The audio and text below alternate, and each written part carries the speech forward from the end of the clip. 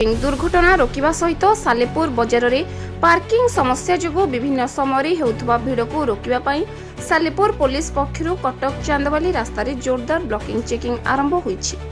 कटक सालेपुर बजार में बेआईन पार्किंग और जनगहलीपूर्ण बजार में भारी जन चलाचल स्कूल कॉलेज पिलामानकु बिना लाइसेंस रे गाड़ी चलाइबा उपरे रोक पई आज सालेपुर थाना पक्षरु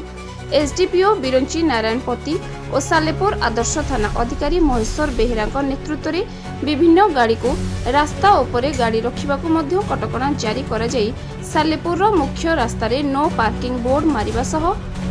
लाउड स्पीकर रे प्रचार करी जन सचेतनता करा जायतिला।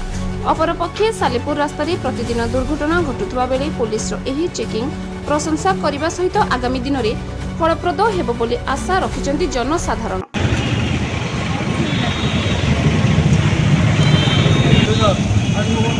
प्रतिष्ठान अच्छी दैनंदिन आमर बजार लोक निर्भरशील अच्छा तेणु समस्त को आम रिक्वेस्ट करूँ ट्राफिक सचेतनता सृष्टि करने आम पदक्षेप ना दरकार। केवल खाली आम पुलिस तरफ आम तो पदक्षेप ने हेनी तेणु जनसाधारण मान ट्राफिक आम जो अच्छा दुकान भाई मान भी अनुरोध करा उचित पदक्षेप ने।